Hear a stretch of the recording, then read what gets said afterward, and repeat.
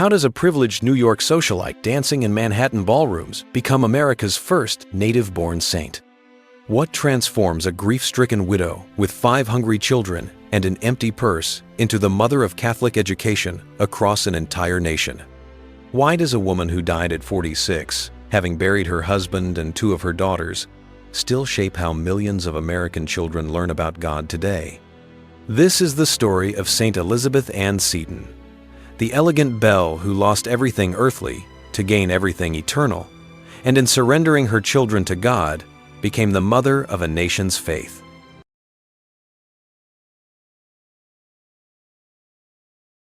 The chandelier light caught in her dark hair as Elizabeth Bailey moved through the crowded ballroom, her silk gown rustling against polished floors.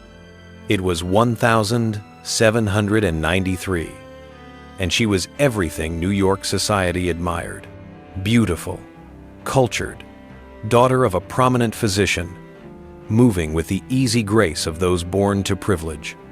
Born the 28th of August, 1774, Elizabeth had known loss early. Her mother died when she was just an infant, leaving a hunger for love that her stepmother never quite filled. In that emptiness, she found something unexpected: God. While other wealthy girls focused on finding suitable husbands, young Elizabeth devoured scripture, spent hours in prayer, and organized charity work for the poor. Her friends called her the Protestant Sister of Charity, half teasing, half amazed at this unusual piety in someone so young and so privileged. At 19, she met William McGee Seton, and for once, duty and desire aligned. He was wealthy. Yes, his family's shipping business was thriving, but more importantly, he was kind. Their wedding, on the 25th of January 1794, was the social event of the season. The years that followed brought what seemed like complete happiness. 5 children arrived in quick succession: Anna Maria, William, Richard, Catherine, Rebecca, and their elegant home filled with laughter and baby cries and the comfortable sounds of prosperity. Elizabeth threw herself into motherhood with the same intensity she brought to prayer. She nursed her babies, taught them their letters, prayed over their sleeping forms. On Sundays, the family attended Trinity Episcopal Church, where Elizabeth's devotion was noticed by all. She had wealth, status, a loving husband, beautiful children. By the world's standards, her life was perfect. She loved William and adored her children, but her thirst for God kept growing. Prosperity is fragile, providence isn't.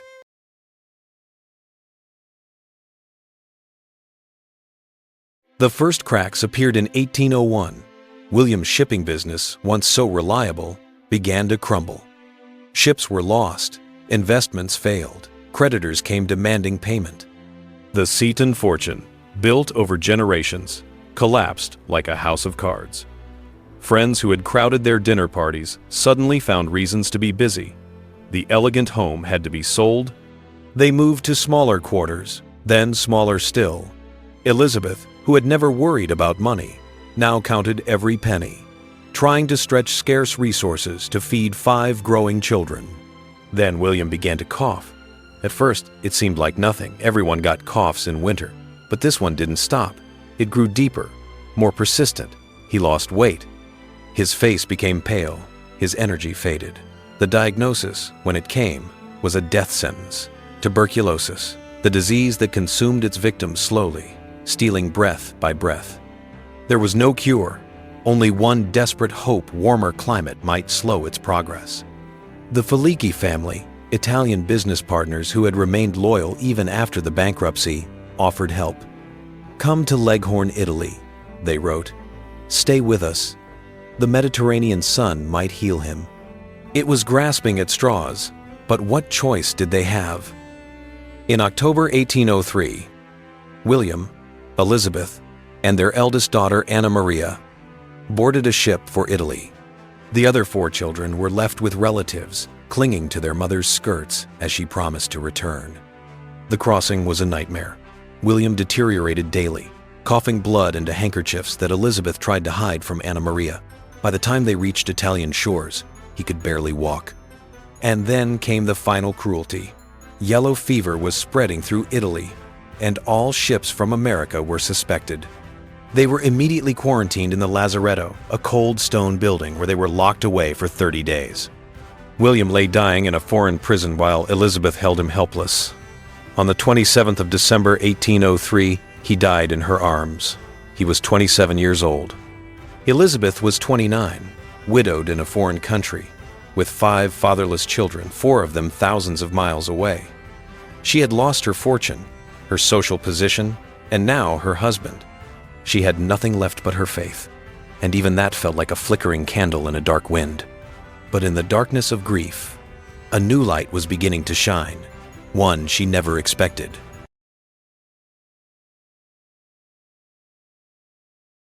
When Antonio and Filippo Felici finally received the bereaved widow into their home in January 1804, they didn't know they were welcoming someone whose life would change American history.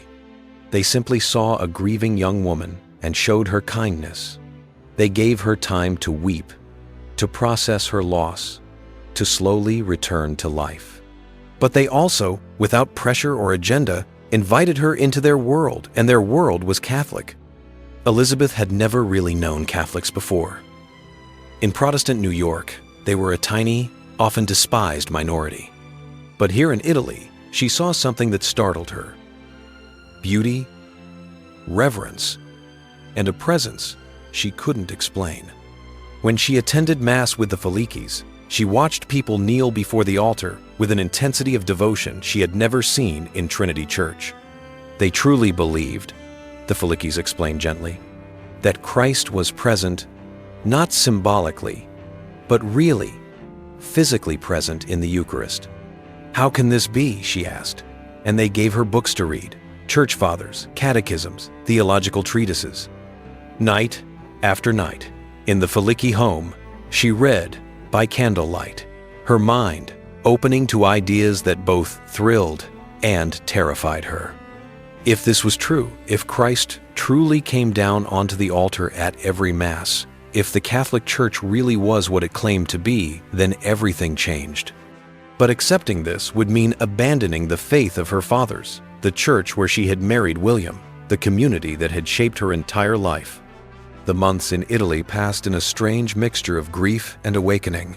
She stood before ancient frescoes, listened to Gregorian chant echoing through stone vaults. Italy was healing something in her, not just the wound of William's death, but deeper hungers she had carried all her life. When she returned to New York in June 1804, she was a different woman. She continued attending Trinity Church, but her heart was no longer there. She studied Catholic doctrine in secret, meeting quietly with the few Catholic priests in the city. Her Episcopal friends noticed something had changed. Her family grew alarmed. Rumors began to spread. Surely she wasn't considering. The decision took months of agonized prayer. Becoming Catholic would cost her everything that remained: family relationships, social position, any hope of financial support. In Protestant America, Catholics were second-class citizens, suspected of foreign loyalties, barred from many professions. She would be choosing voluntary exile from the only world she had ever known. Truth once seen cannot be unseen. The pearl had a cost. On the 14th of March, 1805, Elizabeth Ann Seton knelt in a small Catholic chapel and was received into the church. She was 30 years old. The cost was only beginning.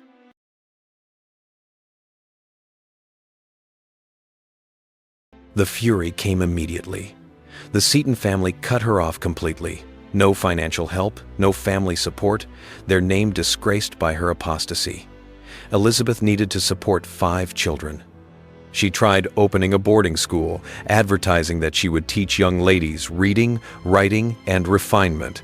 Protestant parents refused to send their daughters to be taught by a Catholic. The school failed before it could truly begin.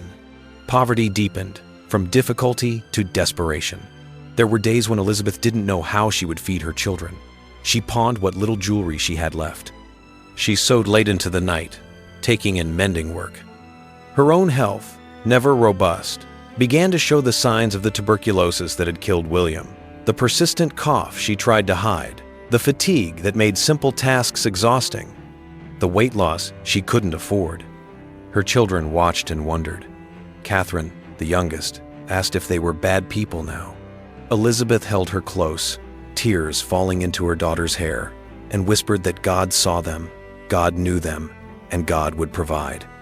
But would he? In her journal, Elizabeth wrote with brutal honesty about the dark nights of doubt. Had she ruined her children's lives for a theological conviction? Some mornings, she woke with a weight of despair, so heavy she could barely rise from bed. Then, in 1808, a letter arrived from Baltimore. Bishop John Carroll, the first Catholic bishop in America, had heard of her situation. He had a proposal: come to Baltimore and open a school for Catholic girls. There was a small Catholic community there, growing slowly, needing education for their daughters. It wasn't wealth or security he was offering, just a chance to use her gifts, to serve, to begin again. Elizabeth read the letter 3 times, then knelt by her bed. Was this providence? After years of closed doors, was this the one God had been saving for her? The children needed stability. She needed purpose. And Baltimore was far from New York, far from the scorn and the constant reminders of all she had lost. In June 1808, Elizabeth Ann Seton packed up her 5 children and moved south. She was 34 years old, a widow, a convert, a mother, and, though she didn't yet know it, a founder. She was leaving behind everything familiar, but she was walking toward her destiny.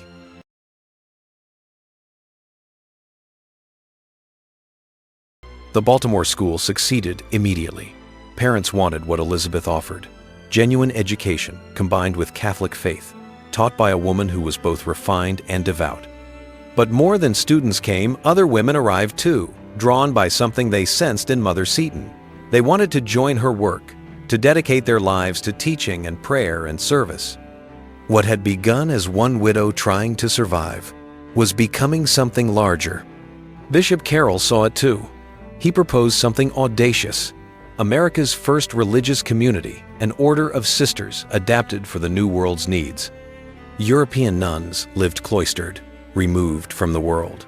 But America needed sisters who could leave their convents to teach, to nurse, to serve. Could such a thing work? In June 1809, Elizabeth and her first companions moved to Emmitsburg, a rural village in the Maryland hills. The small stone house they occupied would become the mother house of the Sisters of Charity of St. Joseph's. Elizabeth, who had once been addressed as Mrs. Seton in New York ballrooms, was now Mother Seton, to a growing community of women who called each other sister. They adopted a modified version of the rule of St. Vincent de Paul, patron of charity. Black habits replaced silk gowns. Morning prayer replaced morning tea. She governed with a mother's heart firm, tender, utterly devoted. 2 schools emerged from that small stone house: a tuition academy and America's first Catholic free school. No girl excluded, rich or poor. Elizabeth's vision was democratic and revolutionary.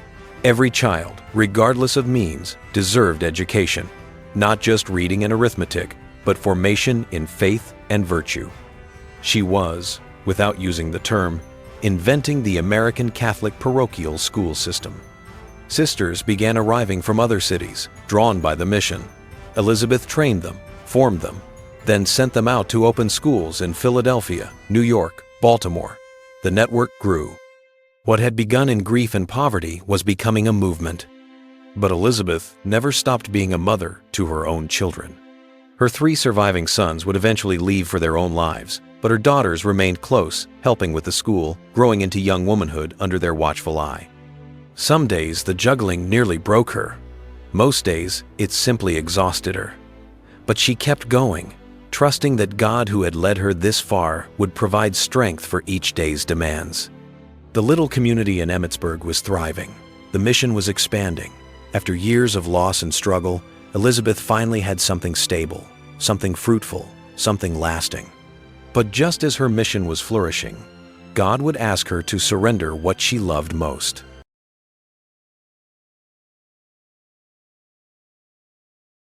Anna Maria was 16 when the coughing started. The same cough, the same slow death. Elizabeth watched her eldest daughter weaken through the winter of 1811 to 1812, nursing her with all the tenderness and desperation of a mother watching death approach. Anna Maria died in Mother Seton's arms on the 12th of March, 1812.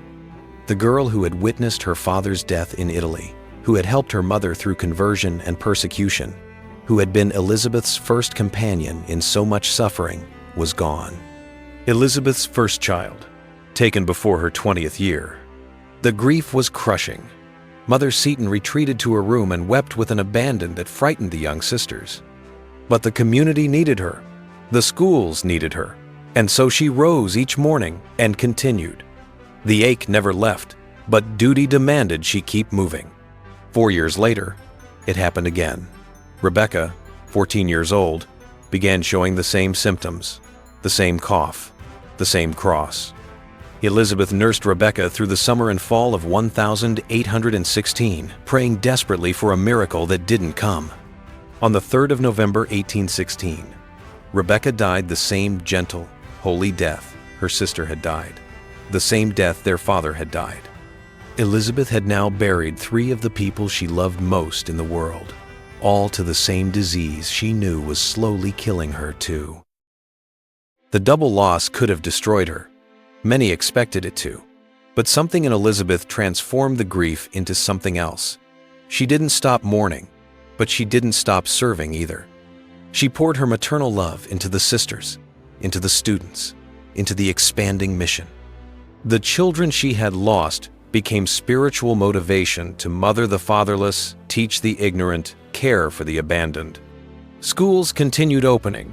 Sisters of Charity spread across America. The parochial school system Elizabeth had envisioned took root and grew diocese after diocese, thousands of children being educated in the faith, and at the center of it all was a mother who had buried 2 daughters but refused to stop mothering. Her own health deteriorated steadily. By 1820, the tuberculosis was unmistakable. She was only 45 but looked ancient, worn down by suffering and work, and the disease consuming her from within. She knew death was coming and prepared for it with the same practical faith that had marked her entire religious life. On the 4th of January 1821, surrounded by her spiritual daughters, Mother Seton died peacefully. Her last recorded words were the names she had prayed thousands of times: Jesus, Mary, Joseph. She was 46 years old. She had been a widow for 18 years, a Catholic for 16, a religious founder for 12. She buried 2 daughters and mothered a nation.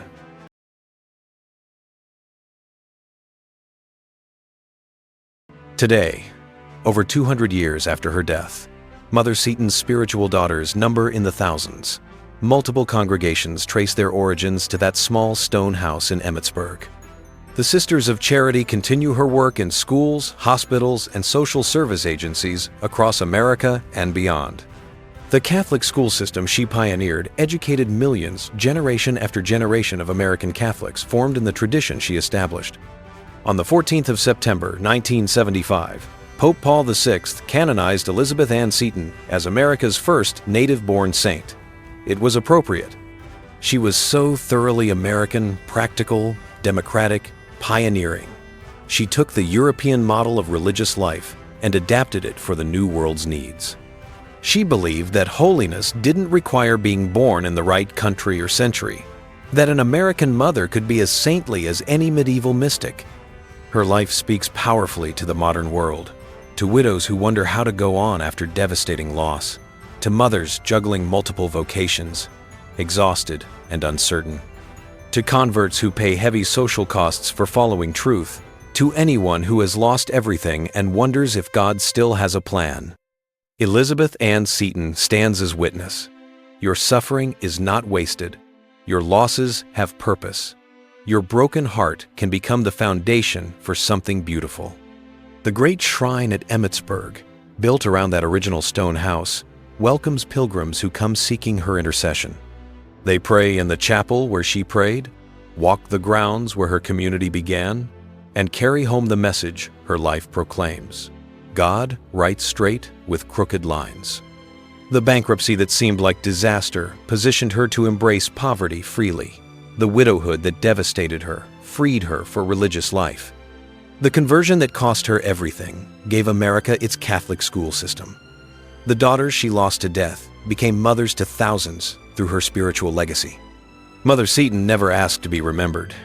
She simply did the next thing in front of her, fed her children, taught her students, formed her sisters, trusted God when nothing made sense. She built her legacy one child at a time, one school at a time, one day of faithful obedience at a time. And because she did, millions learned to read not just books, but their own sacred worth. Saint Elizabeth Ann Seton proved what America needed to hear. Holiness can speak with an American accent, wear American dress, walk American streets. The new world could produce saints as genuine as the old. And perhaps most importantly, she proved that the very things that seemed to disqualify us, widowhood, poverty, loss, grief, may be exactly what God wants to use. The elegant belle of New York became America's mother not despite her losses, but through them. Every tear she shed watered the seeds of a legacy that continues growing. Every cross she carried bore fruit she never lived to see fully harvested. And today, when mothers feel inadequate, when widows feel forgotten, when converts feel alone, when anyone wonders if their suffering has meaning, Saint Elizabeth Ann Seton whispers from Emmitsburg, trust, surrender, keep loving, keep serving, keep believing. She didn't set out to make history, she just kept saying yes. And that yes built the faith of a nation.